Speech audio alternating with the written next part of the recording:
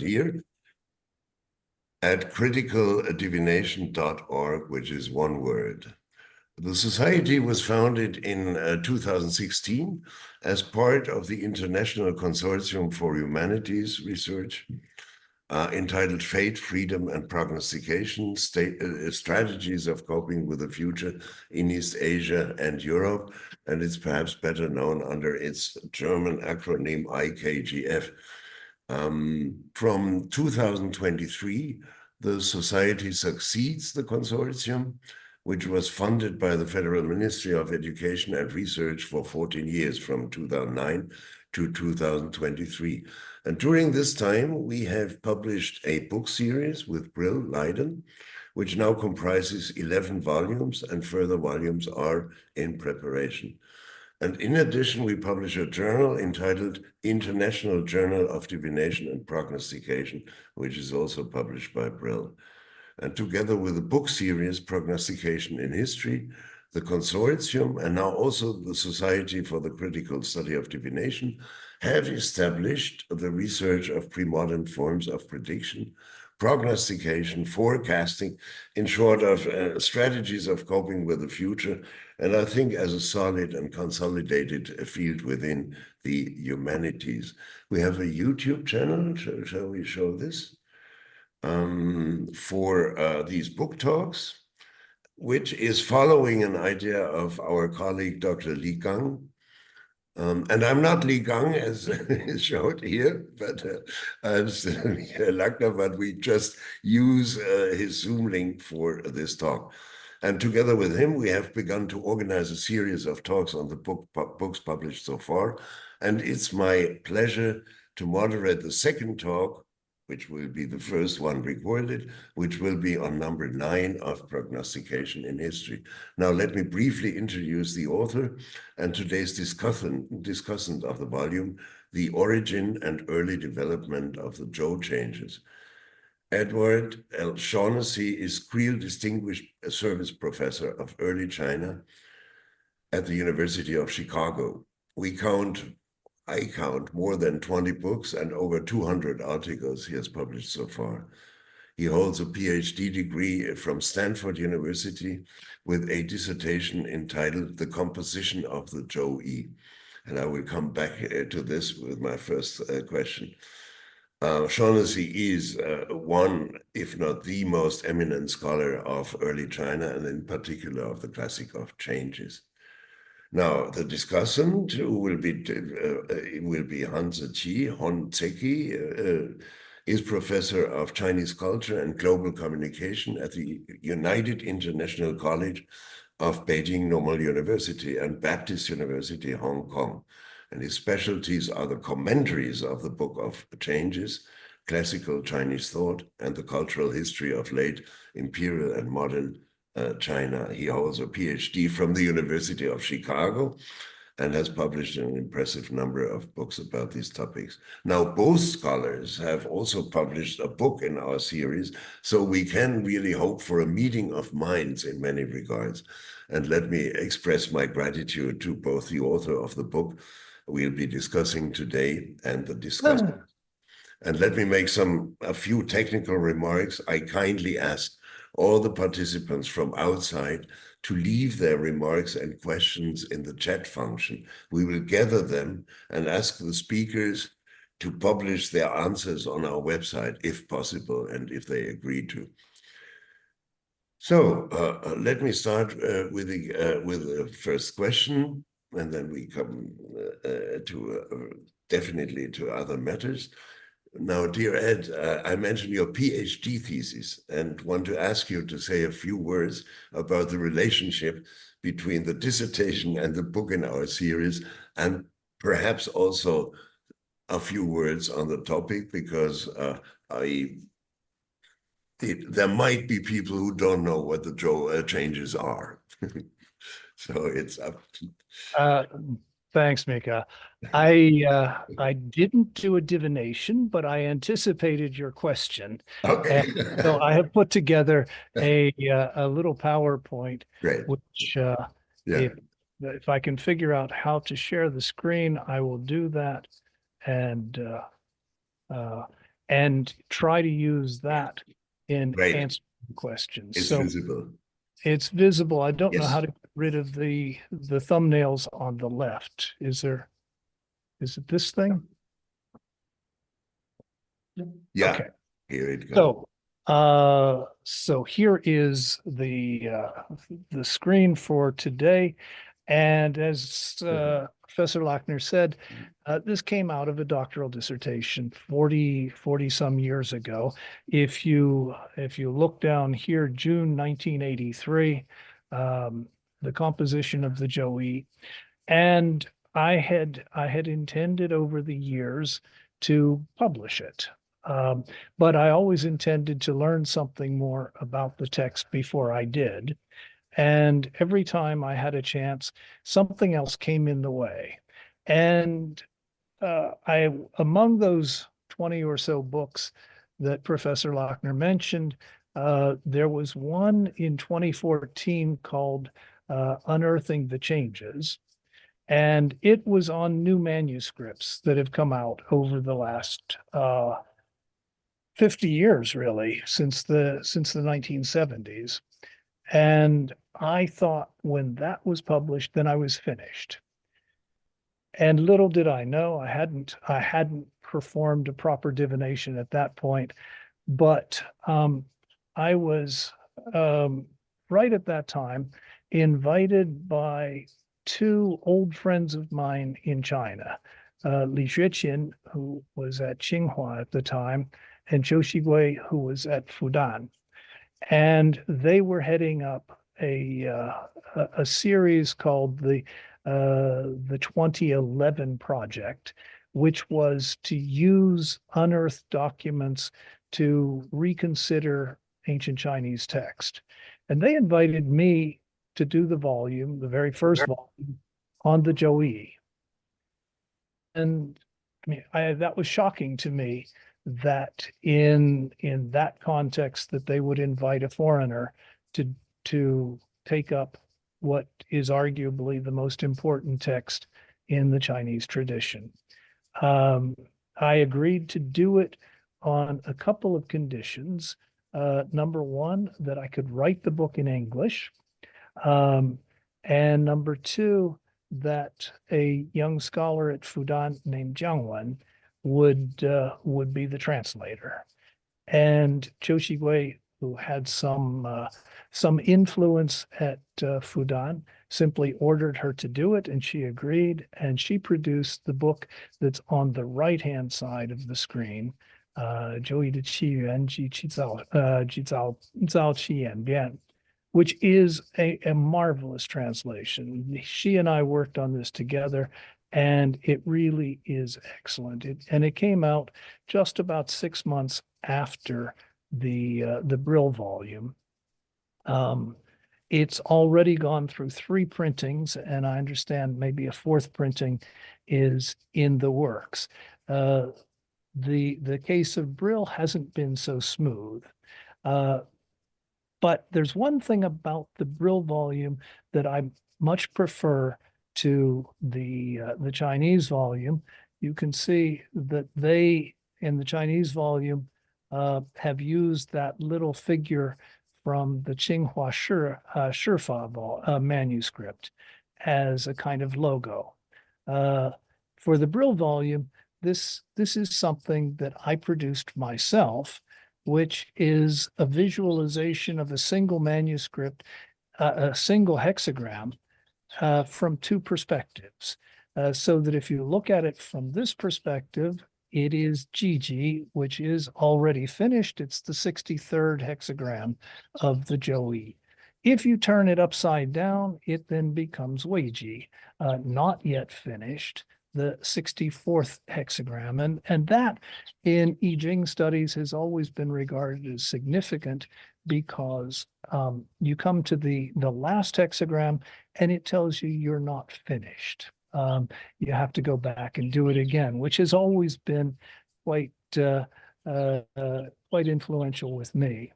But when Li Gang sent out the first notice for this, he turned it upside down so that this was Weiji on the left, staring us in the face.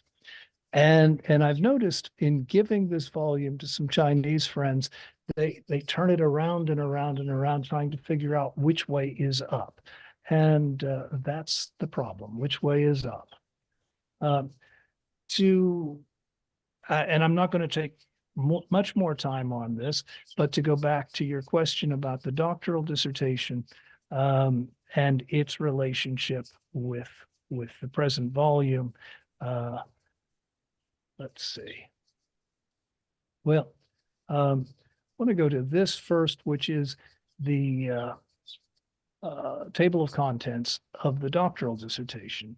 It looks very messy here because there are subsections and subsections, but it's basically 4 chapters.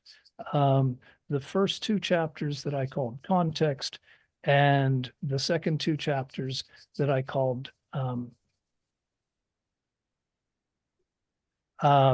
we have a bunch of kids here coming back from the swimming pool. So, and the second 2 chapters, which I called criticism, and you can look at what it is, the date of the Zhou, the first chapter, the use of the Zhou, the second chapter, the structure of the Zhou, and then just some examples.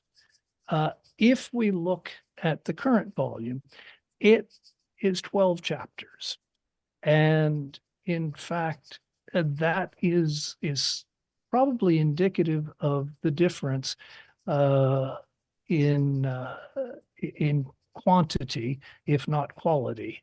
The book is about 3 times longer than the dissertation was, and it's still divided between context and text. But the context is considerably longer.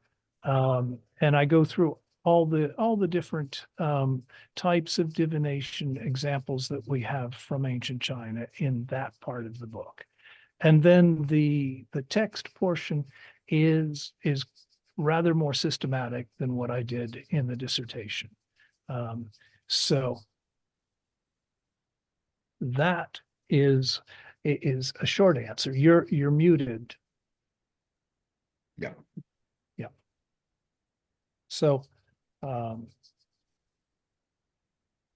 don't know how to mute myself again, but I should say that the only thing that really survived from the dissertation, the original dissertation, was this image at the very beginning of the dissertation, and then about 1.5 pages of text.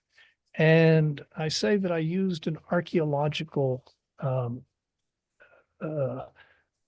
historiography in approaching the text, and it's a 4-stage methodology that outlining the foundation, finding mark points in it to see how the edifice was constructed, and then the last part of this is a degree of imagination. And when you deal with the Zhou, at least for me, imagination is always crucial. In the book, I then talk about some of how the book has come out, and I mention here 3 points in particular. That number one, I've been at this for over 40 years now, and so much of this has been published in the past, and I think many people have read various iterations of this, and so I beg their patience.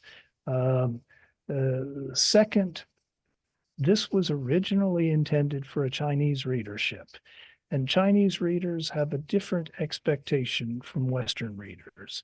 They expect all of the evidence to be dealt with, whereas Western readers tend to look for demonstrable examples that explain things better, that the author will then analyze in detail. So I've tried to sort of meet both of those expectations, probably not meeting either of them. But that's sort of the game. And then the third point that I make is here, I'll just read it to you. I'm all too aware of the danger of trying to produce a general theory of the Zhou changes. And having begun my dissertation and this book with the architectural rendering of an ancient Chinese temple, I very much take to heart a warning by Li Xueqin, who himself was a fine scholar of the Zhou changes. And here, Li Xueqin, in my English translation, I often feel that studying the Zhou changes is very dangerous. The text of the Zhou changes is arcane and simple, but subtle and abstruse. You can explain it this way, but it's also not hard to explain it that way. It's bad enough if you borrow the terminology of the changes to express your own thoughts, but if you want to find the original meaning of the changes, it is really too difficult. And then his final sentence, one very common result is that one constructs upon the foundation of one's own imagination a 7-storied pagoda, the soaring eaves and complex structure of which give the architect the sense that it's entirely natural. I don't know that I have the sense that my own 7-story pagoda is entirely natural, but it is based on sort of the archaeological methodology combined with imagination. And I found a lot of optimism in the book. I mean, especially when it comes to the symbolism. I mean, how much of the symbolism of the line commentaries, for instance, can be recovered? And you seem quite optimistic. But I would like to ask Tze-ki now, because he also has a very close relationship to number 63 and number 64 of the hexagrams. And I would like to invite you to give some comments around that or other topics that came to your mind when reading Ed's book. Yeah, Professor Shaughnessy, you discuss your book in the context of comparing with your dissertation. I reread your book again, but I've always thought that there's a close relationship between the origin and early development of the Zhou changes with your 2014 book, Unearthing the Changes. I was struck by the beginning, the first sentence of the book, in the book, the origin and early development of the Zhou changes, that you said, we are fortunate today in that there are probably more sources and more various sources available to study the origin and early development of the Zhou changes than at any other time since the end of the Han Dynasty, and perhaps even since the end of the Zhou Dynasty. So I'm just thinking that you said the dissertation and the 2022 book, The Origin and Early Development of the Zhou Changes, separate by 39 years. Do you think it's a time waste? In other words, that 39 years or 40 years of delay probably is good in the sense that it gives you more time to digest and absorb the recent archaeological discovery in China, enriching your understanding of the origin and the early development of the Zhou changes. In fact, I think you still hold on to your main argument in 1983, that is, the Zhou changes appear not in early Zhou, but in more or less not early Western Zhou, but mid-Western Zhou. You maintain that about 800 to 500 BCE. So your main argument remained the same, but you enrich it with all the recent archaeological discoveries, like Bao Wangdui and then the Wang Zhatai and so on and so forth. So I'm thinking that 39 years perhaps it's not a waste of time or any delay, but as a matter of fact, it's a blessing in disguise, giving you more opportunity to enrich your understanding and your conclusion about the origin and early development of the Zhou changes. Am I right in thinking that? If you're right in thinking that, then I should probably take another 40 years but I Okay. don't think I'm going to be around. Yeah. So there's that sort of tension between taking your time and getting it done before you no longer have any time. Yeah. So one of the things that the 40 years allowed for is the publication of a couple of the manuscripts that had been discovered in the 1970s and that we knew about, but we had never had a chance to see. So you mentioned the Maolongdui manuscript for one. Yeah. Also the Fuyang Han Yeah. bamboo slips. They weren't published until 1994. The Maolongdui manuscript really has never been formally published. It's appeared in various formats.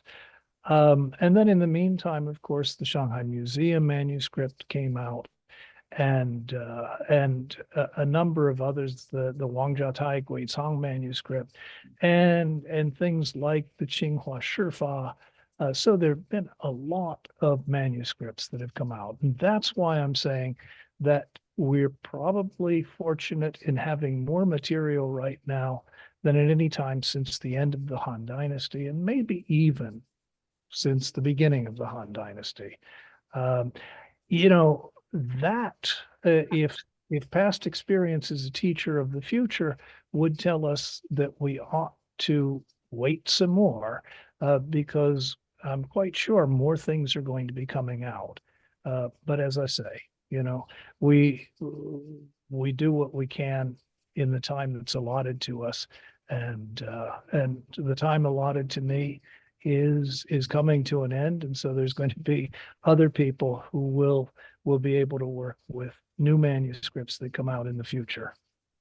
Yes, but you, in fact, you did enrich, I mean, through the like reading of the Shifa, the Guizang, and the Baoshan strips, for instance, and others. You also enriched our knowledge on the narrative side, you know. I mean, there's such a lot of accounts in your book, you know, accounts of divination processes and procedures and reflections that wouldn't wouldn't have been possible in 1983, right? So there's a strong narrative side now, which we can really enjoy and which you analyze also, right?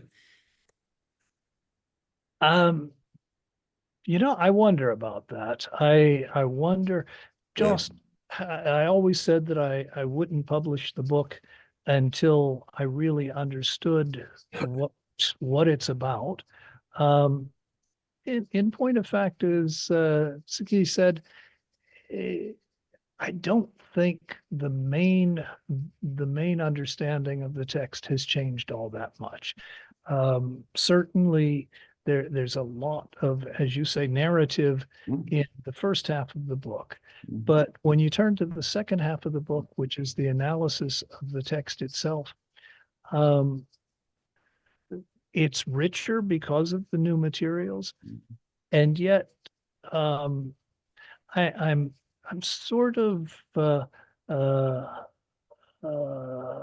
have a hubris here that the new materials seem to me to confirm what I was proposing back 40 years ago, much of which seemed rather outlandish at the time, but at least to my mind has confirmed what I said then.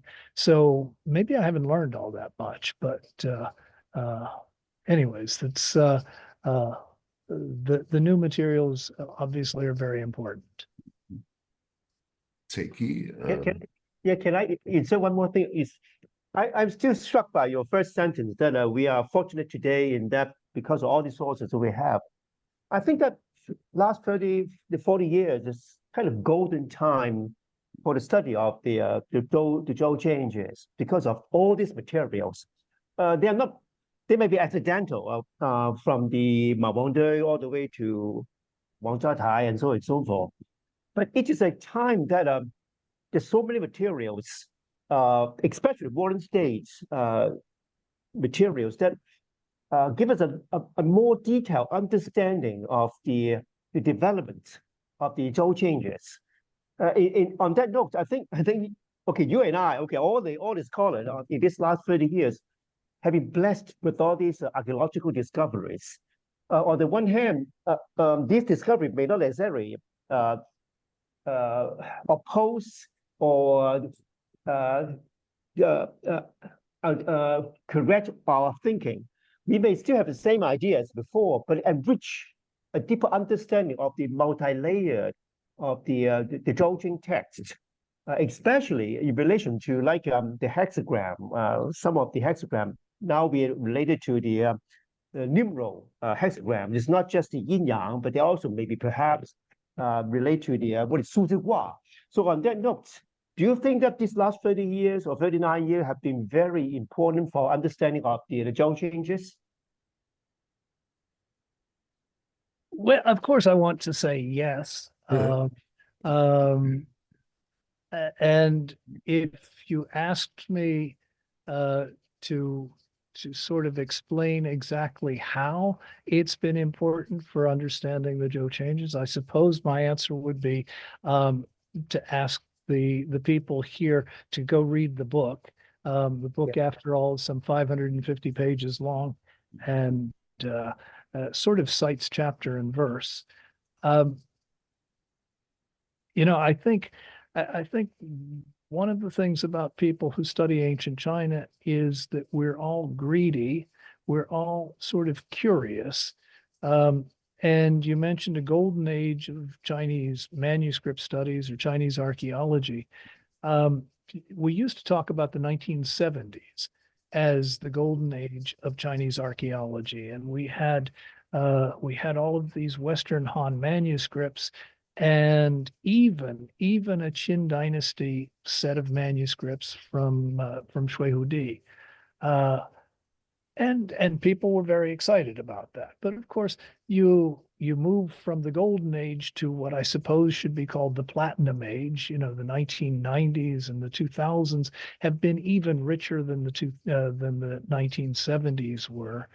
And then at a certain point, people got a little jaded with the Western Han and Qin materials and wanted to see something before Qin Shi Huang and the burning of the books and so forth.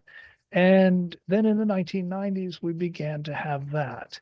And so particularly in the last 15 years, with the Tsinghua, first with the Shanghai Museum manuscripts, then with the Tsinghua manuscripts, the Anhui University manuscripts, and so many more. I mean, we now have the Xiajia Tai and the Qinjia Zui materials, which haven't been published yet, but which certainly promise to be even more important. And yet it makes me greedy for more. Of course, having 4th century BC manuscripts is wonderful, but what if we could have a 5th century BC manuscript? Or even better, can we get some Western Zhou manuscripts? I sort of doubt it, but I would like to see that. And if we had that, I think we'd at least be able to ask new questions, whether we could answer old questions or not. Can I ask on that note? I think I'm really in a way kind of what I would say is that I'm impressed by your openness to these new materials, because in the 2 books, The Unearthing the Changes and also The Origin and Early Development of the Zhou Changes, emphasize that these new discoveries, they undermine our understanding. But on the other hand, you also enlightened by these challenges. You see that there's a possibility of new development, and that is the joy of studying the ancient China, especially the Zhou changes, is every year you may have new ideas because of the new discoveries. On that note, there is always this continuous push, this drive to find more new idea about the Zhou changes. The book itself is about changes. On the other hand, the discovery of this archaeological discovery also change our understanding.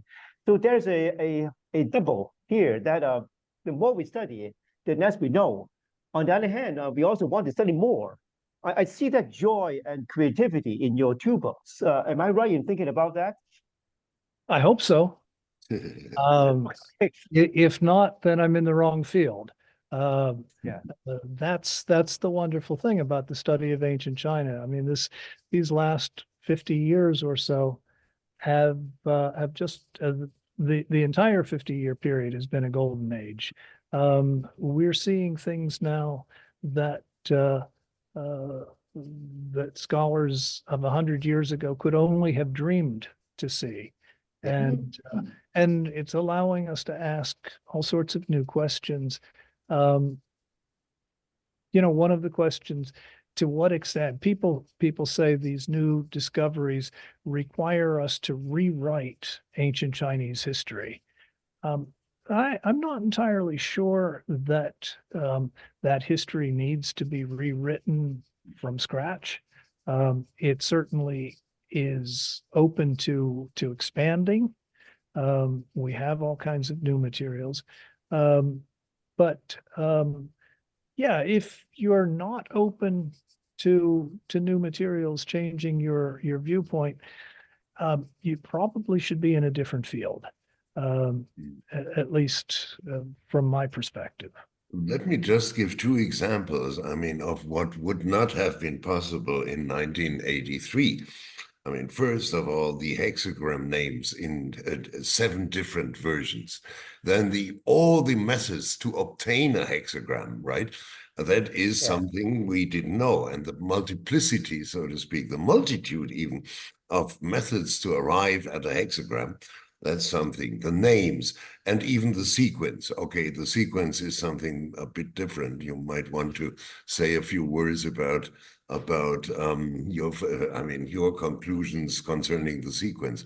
But I think it's amazing everything we have now to be compared with the received, what you call the received version. Yeah, I agree that it's amazing.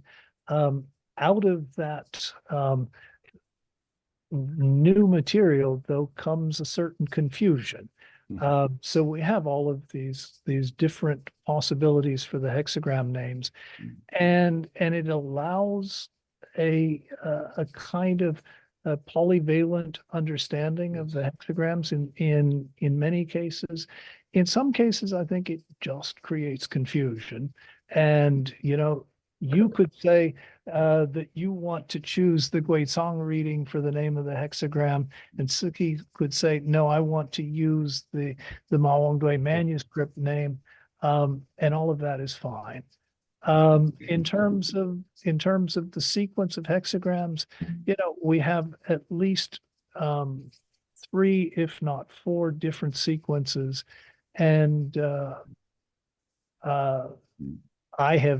I have suggested that I think that the traditional sequence going from Qian and Kun down to Jiji and Weiji is probably correct to a certain extent. I did a long study of the material of the Shanghai Museum manuscript, and I think that a couple of the hexagram pairs are probably out of sequence in the traditional sequence, but there's no firm evidence for that. And I suppose there I'm just a captive to having read the I Ching back before there was all this material. For me, the I Ching goes from Qian and Kun to Jiji and Weiji, and that's the natural rhythm of the text. But if tomorrow we discover a Chunqiu period manuscript that has a conclusive sequence to it that shows something different, I'll be the first person to jump up and down and say hooray. So that would be a version which is not based on pairs of hexagrams then, and still conclusive. I'd probably have a heart attack, but Okay. but you know, I'm not going to throw it out. If it is not based on pairs of hexagrams, then we will take the cover off of the Brill book and replace it with the cover on the Chinese book. And you know, hexagram pairs are no longer operative. You I mean the can't, diagram of yeah, I can't imagine that that's going to be the the case. diagram of the human body. I want to ask both of you, because at the very beginning of your book, you seem to suppose, but I'm perhaps wrong, that already the earliest version of the changes had a tendency to play with the polysemy of characters. I mean, that would be for me very, very interesting because it would draw a line of continuation, you know, and continuity up to this time, you know, up to our times. And I wonder what you and Professor Hon and Tze-ki would think about that.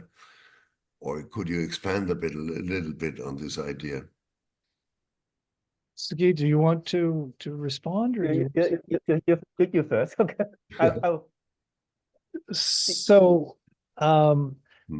you know, we had a notion 50 or 60 years ago that Chinese writing was essentially just the phonetics, and it was only in the Qin and Han period that significs were added to the characters. That, of course, has now been proven to be wrong, and significs began all the way back in Shang oracle bone inscriptions, although to a very limited extent, and have grown over time. But you know, if you change the signific while keeping whether phonetic as it's written in the received text or just a Tongjia phonetic, but you change the signific, you can change the nuance of the word's meaning. And I think that's the polysemy that I see. I don't think that we have just willy-nilly polysemy, that you know, anyone who wants to propose a new reading is justified in doing so. But I think that in a scribal culture, the scribe was required to write his understanding into the character. And so if he writes with a signific, he understands the character in one way. If he writes it with a dog signific, I think he understands the character in a different way. And when you put that back into the original context, it can dramatically change the meaning of that individual context.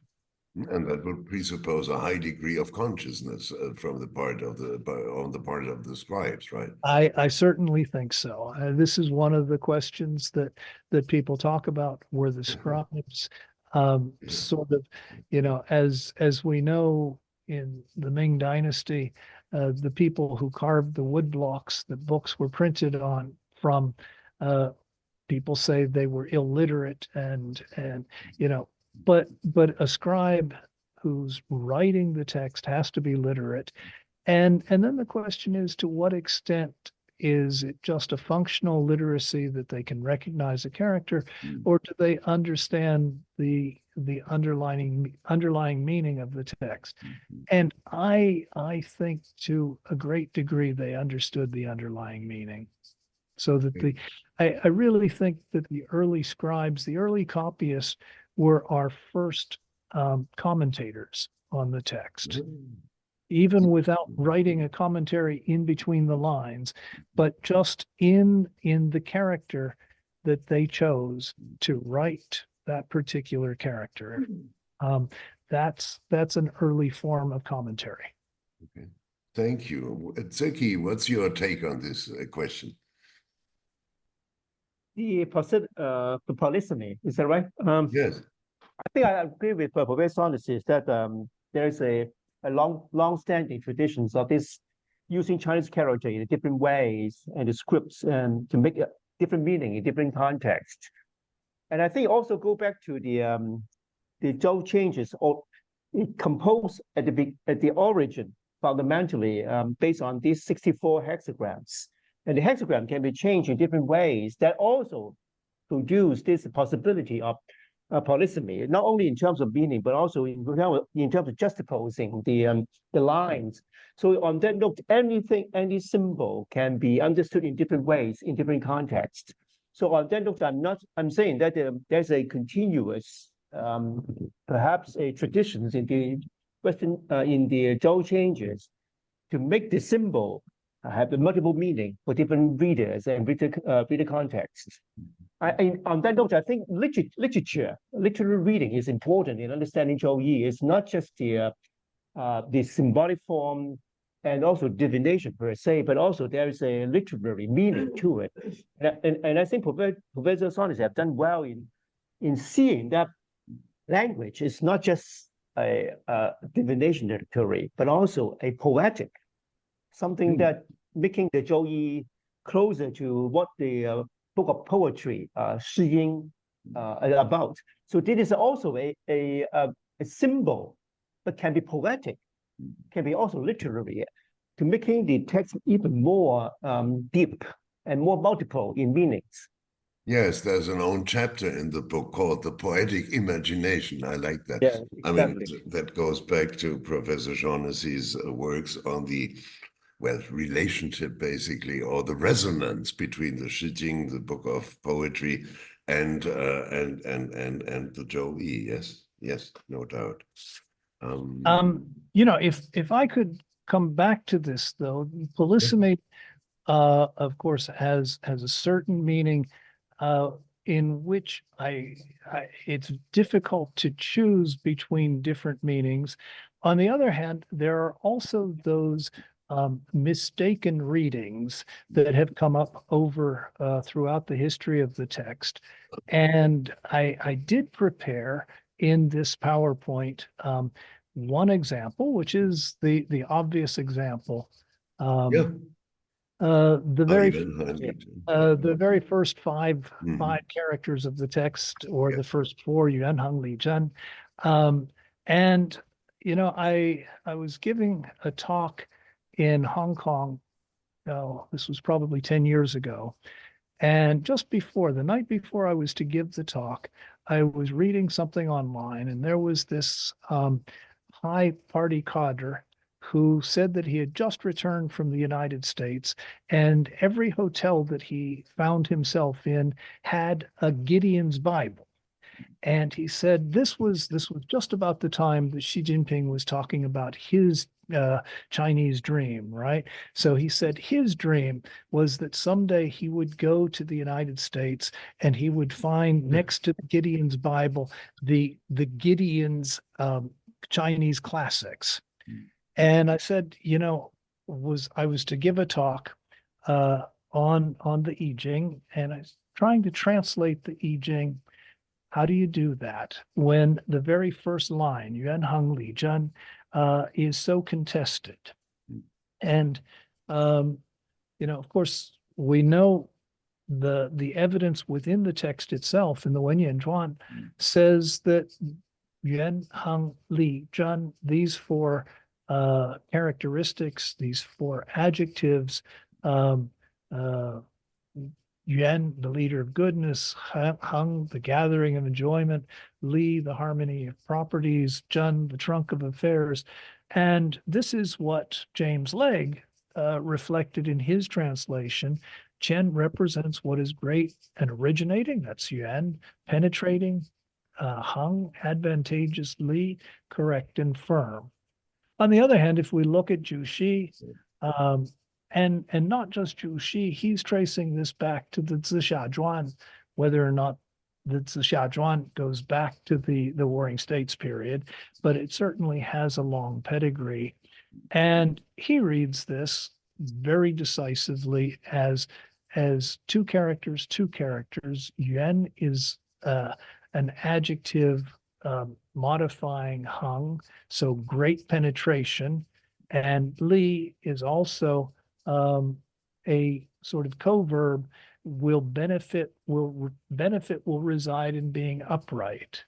And this is behind Richard Wilhelm's translation, The Creative Work's Sublime Success, Furthering Through Perseverance. It doesn't end there. I mean, those are two radically different understandings of those four characters. Then we look at Gao Heng, who, you know, is sort of the most prominent 20th century scholar of the I Ching, though I think in many respects he doesn't deserve that prominence, but he puts this back into the context of divination. And he says that Yuan is great, and Heng is actually xiang, to make offering. And so this is at the great offering, and when the ancients performed that, they did a divination, and therefore they noted it great offering. And Li Jun is the same as saying a beneficial prognostication. And so this is the great offering, beneficial prognostication, which lies behind Rick Kunst back in 1985, his doctoral dissertation, Grand Treat, Favorable Determination, and then Richard Rutt in, I can't see what year it is, 1994 maybe? 1996. 96. Yeah. Supreme Offering, Favorable Augury. So we have three very different translations of those four simple characters. I think they're all wrong, you know, and I'm quite sure that what I have done in the book is right. And I don't want to take time here. I could go through all the oracle bone and manuscript evidence for it. But xiang is a kind of prognostication. So Yuan is in fact the first prognostication that what we have done has been received by the spirits, by the ancestors. And Jun, despite what Gao Heng says, is not a prognostication. We know very well what the terminology of divination was. John is prognostication. Jun is doing the divination. And so he's mixed up the whole sequence of divination. But that's another issue, and that's a really complicated question in which I think I haven't learned anything, because my understanding is still that which I proposed in 1983. Which is a primary seed beneficial to affirm, right? I mean, that's the sort of there it is, or beneficial to determine. Yes, that's the translation you suggest in your book. Yes, and it's not four virtues. Although, I mean, later on, they came to be these as four virtues. It came to be understood as a some sort, as you say, of guide to leading a moral life, right? And this is what you could find, I mean, as an approach or as an inception in Zhu a reading of these four characters. So that is something I also found very sure. There are all different ways to use the text. Yeah. So yeah. And in Wilhelm, I mean, he bought the idea of four virtues, and so yeah. Ask Professor Hon about this. I mean, these are the four characters that are so determining for our understanding of I mean, vital and crucial lines of the I Ching. And in this, I think, is one of the main contributions of the book, both the unearthing the changes and also the origin and early development of the Zhou Changes, is to situate the Zhou Changes in the context of this Western Zhou milieu of divination. That is to say that all these hexagrams and the hexagram line statements are about divinations. And I think that your however, your insistence that there is a double definition going on, the double staged definition is important for us to understand the Zhou text. That means if I'm not wrong, is that you say that there are two steps in definition. The first step to find out a hexagram, and then you have another definition to find out the line of that hexagrams. So this Yuanhen Li-Zhen actually is the first one, the Yuanhen. So it's good that you receive the from the spirit of whatever from above, then you get a hexagram. So beneficial to determine is to find out another one, is to the lines in that hexagram. Is my understanding correct that this Yuanhen Li-Zhen actually is typify this double step definition? Yes. Yes, 2 You're stages. absolutely, Yeah. that is my understanding. And you know, there's still no smoking gun to demonstrate that. And indeed, any number of people who know the text very well tell me that I'm crazy. But I've been crazy for 40 years now.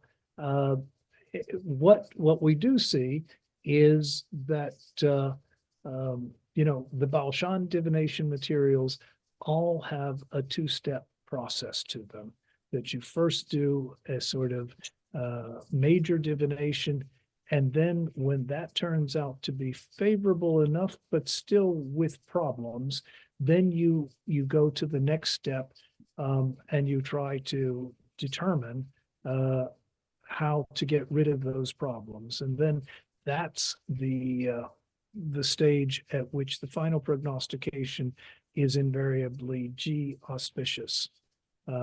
So I'm trying to, I have been for a long time suggesting that's the same kind of a divination process that we see in the Zhou Changes. You know, the only real evidence, if it is evidence, is that two-step divination in Zhao Gong's 7th year in the Zuozhuan, where the two divinations both result in Tun-Gua, and the first one is in the Guats, in the hexagram statement, and the second one results in the first line statement. To me, that is pretty conclusive, but I'm not a statistician, and I'm told that the statistics that I used in my dissertation are wildly out of reality. But I don't understand statistics. But in terms of definition, I think your two-step definition is right. That in terms of if someone wanted to engage in divination, number one must have questions, and number two is find out what that hexagram is about. Number three is what is that line, the sixth line of the sixth line, which one is relevant to you? I think these steps sounds right to me. And you also give, I mean, with a focus on Zhou dynasty, exemplary cases for the turtle shell divination and its composition of two steps, in fact. So that seemed to me quite convincing. Okay, I'm glad. I have encountered people who have not been so readily convinced. But that's fine too. I mean, this is you know, as if we go back to Li Shuqin's statement about he always feels that studying the Zhou Changes is dangerous, which he put in scare quotes. You know, I always say that there are certain sections of Chicago where if you walk in the evening, that's dangerous. You know, our study is not likely to be dangerous, but it's something that if you're looking for hard and fast evidence that is finally conclusive with the Zhou Changes, it probably isn't going to come. And so that's why, when I wrote the dissertation 40 years ago, and still when I wrote the book, the last thing that I talk about is imagination, is a certain sense of how the text must have come together, a certain intuition. And, at this point, having been at this for so long, I almost feel that so Mika, you mentioned resonance with the Shijing and the I Ching. I almost feel like I have that resonance with the time period. It could be entirely wrong, but it's my understanding. Thank you. Let me address a last question to both of you. You say in the chapter on divination in ancient China, you say that divination was much less an open-ended inquiry into future events than it was a statement on the part of the diviner of what they wished to happen, hoping that the spirits would receive their prayers and bestow blessings in return. Is that valid for all the prognostications you studied, or is it only a part, or could that be taken or understood as a general conclusion?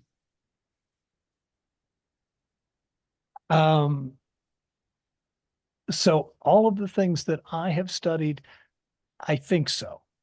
And if not all, then something like 99% of them. So the book, the materials that let's see if I can go back here. So the materials that I used were all Zhou Dynasty materials, although in that particular chapter, I did mention Shang oracle bone inscriptions, and I referred to Father Paul Sorois's contribution to the study of oracle bone inscriptions, which I think is really the single most important. Wait a minute. So we still have the kids coming through. The single most important contribution that any Westerner has made to the study of oracle bone inscriptions. And I think it's decisive for the Shang dynasty. Oh, yes. For the Zhou dynasty, I think so as well.